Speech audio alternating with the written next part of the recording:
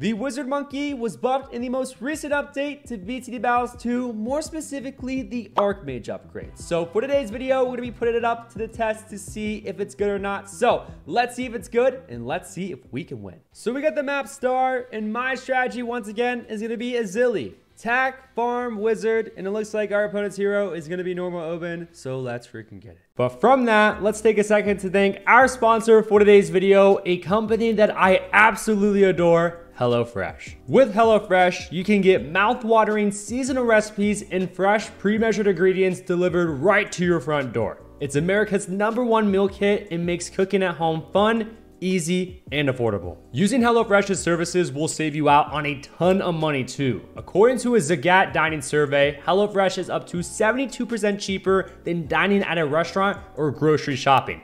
That's a lot. And the recipes that HelloFresh has to offer are incredibly delicious. For example, the newest menu release includes Mediterranean recipes, and that's filled with fresh fruits and veggies, nuts, olive oils, and fiber-packed whole grains, and that sounds like a deliciously well-balanced meal if I've ever heard one. And personally, having well-balanced and healthy meals are super important to me because I actually go to the gym all the time, and you gotta fuel your muscles with the right foods. And with HelloFresh's meals, it's allowed me to maximize muscle growth in the gym and finally let me obtain the Pat Fussy physique.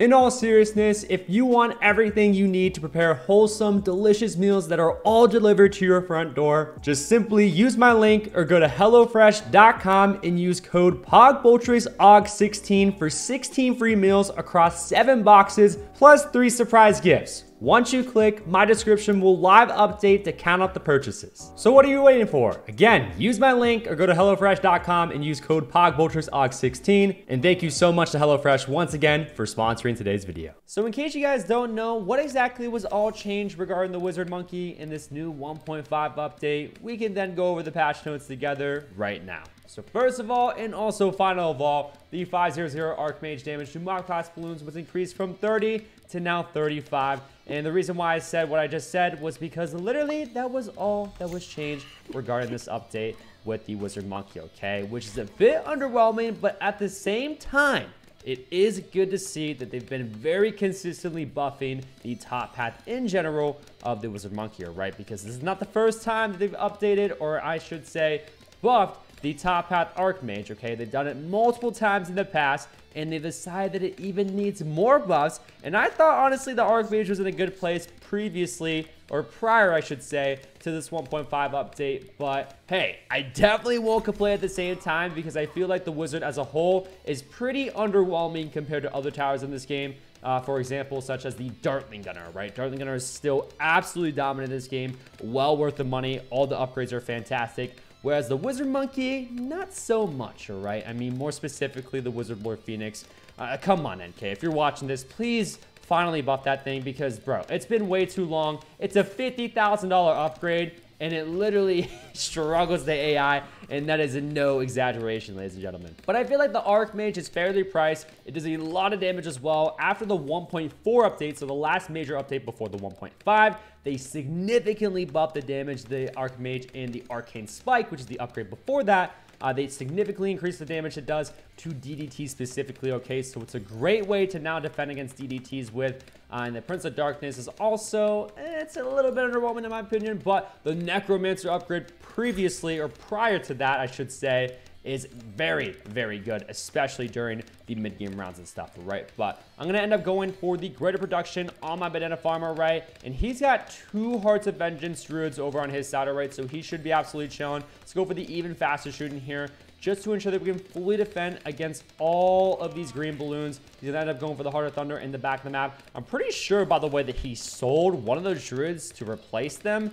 And of course, that makes 0 sense. You should definitely not do that because then you'll lose out on your increase of attack speed. But whatever, I guess, at the same time. So let's go for another banana farm over on our side. And the good thing is, too, with a strategy like this, bro, tack is so good early game. We could just solo dolo all the way up until about round 7 yellows with just a single 2-3-0, okay? So that is absolutely freaking awesome. Let's go for another 2-0-0 farmer, right? And eventually we'll upgrade both of these to the banana plantations. And by the way, we're using the strategy in general because Attack Farm Wizard has been a very good strategy ever since TD Battles 2 has came out 7 or 8 months ago, however long it's been, okay? So it's not like this strategy just came about because Azili was just released, because in case you guys don't know, Azili does specifically buff wizard monkeys, okay? Which actually makes the strategy then even better, and also today's video even better for us, because if we have an Azili buff on our Archmage, that will just make it even better, and that's just freaking awesome in my opinion, okay? But I'm gonna end up selling that, by the way,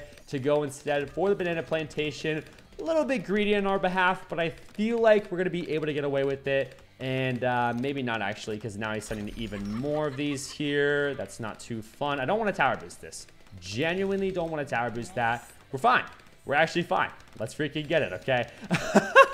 So this guy's not running meta, by the way, but he is using meta towers, such as the Druid and also the Submarine. He's probably honestly running Druid Sub-Ice, and that is still a very fantastic strategy in this current version of BTD Battles 2. Let me sell you, by the way, to instead go for that plantation. And then here, right over here, ladies and gentlemen, we're going to have our Wizard Monkey, okay? So let's start going for that. This, of course, will be an eventual Necromancer. I guess we're just not even going to eco for the meantime either, just because we don't necessarily need to as of right now. We're also going to sell this right here to go for the Necromancer, so there we go with that. And here on round 12, I want to get to send him Space Rainbows because they're super, super efficient. Now, we don't have the Wall of Fire upgrade, okay? So that's something that we should watch out for.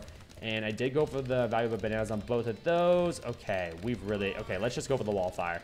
Because, man, those rainbows, low-key, they were pushing quite a bit right there. And I'd rather play this safe than freaking sorry. He already went for a ballistic missile also over on his side, so he's going to be absolutely chilling. But at the same time, I had no intentions whatsoever of ever rushing him during these mid-game rounds, okay? But I guess our eco goal, personally, is going to be around 1200 eco. And then after we hit that, I'm going to be fully focusing on our farm game, okay? I want to go for a double marketplace as well on our side, so let's slowly start doing that. So it is that round 17. You guys saw that he ended up rushing us right there, but I just quickly went for a Maelstrom. Unfortunately, though, sold the banana plantation when I should have instead sold a marketplace, because we have that increase of sellback value when upgrading to the bottom path upgrades, but it's not that big of a deal at the same time, okay? But I just went for my first central market too over on our side as well. He's got double ballistic missile over on his side, so really, there's no need to rush this guy, right? He is well prepared, and I just don't want to spend my money on rushing him. I want to put every single dollar possible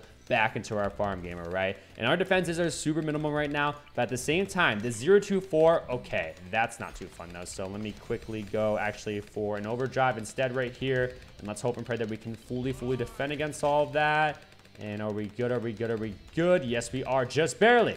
Just freaking barely right there, ladies and gentlemen. That was super scary. Okay, so round 20 Monkey Wall Street isn't looking too possible for us, unfortunately, just because I just went for my double central market, and we need around $20,000 if we want to be able to go for the Monkey Wall Street here on round 20, and yeah, there's just no way. There's no freaking way, unless I just sold both of these, but he's still consistently ecoing at us with the pink eco, so I'm going to play this safe and just go for the Monkey Wall Street instead here on round 21. Not a big deal at all, in my opinion.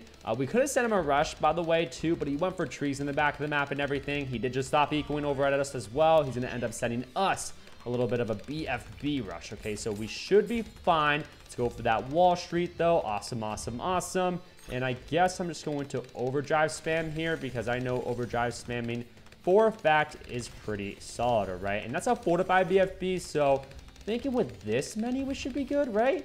We definitely should be. That's going to be able to pop down everything, but also, too, let's make sure that we go for a Maelstrom just to be safe. Use that Maelstrom, and yes, that was easy class for us. Let's get back to farming over on our side. And we can honestly probably sell 2 of you because, I don't know, I just feel like being greedy right now. Might incline him to send us another rush. Maybe that wasn't the play, but it's fine. Okay, so now what we're going to end up doing is go for a double central market over on our side to eventually go for the banana central, okay? And he's revealed his final tower, by the way, it being the glue, all right? So well done with that.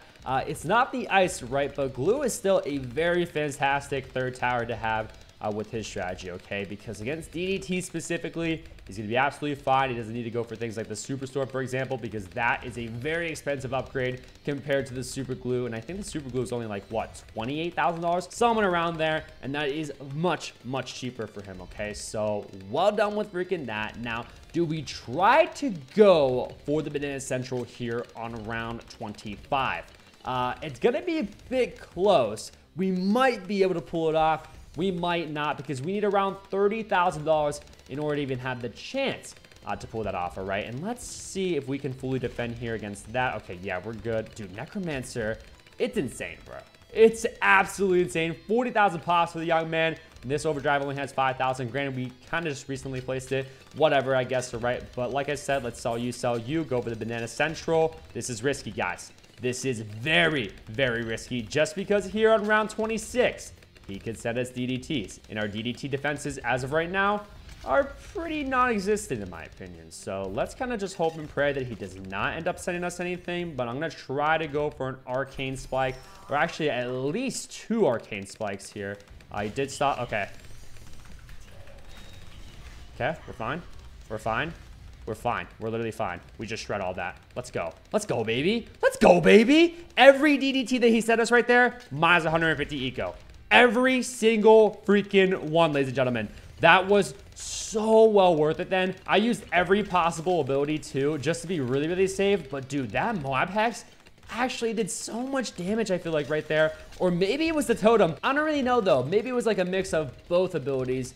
But regardless, we know for a fact that we just shredded that right there with just 2,402 Wizards. Okay, so that just proves you don't need an Archmage for round 26 DDTs, all right? It looks like he is still full on ecoing. He probably just expects for our current defenses to be able to hold up against multiple DDTs even. Now, if they were fortified, maybe it would have been a different story. I'm not too sure. But the good thing is we're still alive and we're still vibing. Okay, wait, he just did stop ecoing though here. So we've got to watch out in that regard. We got Totem and everything back. Mob Hex ability too. So I guess we're in the clear. Maybe we should only build up like maybe 1 or 2 more facilities, because round 30 is about to be here. And I'm going to be expecting a BAD from the young man freaking immediately, since he kind of just killed his eco. Oh, wait. Oh. Wait. Oh my. That scared me. That scared me. Okay.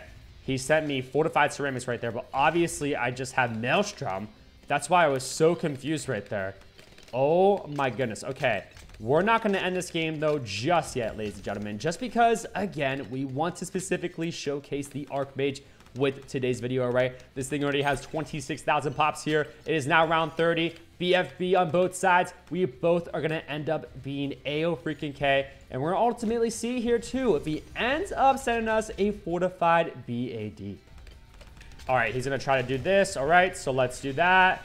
Moab Hex, come on. Oh, my God, look at that. Oh, my goodness.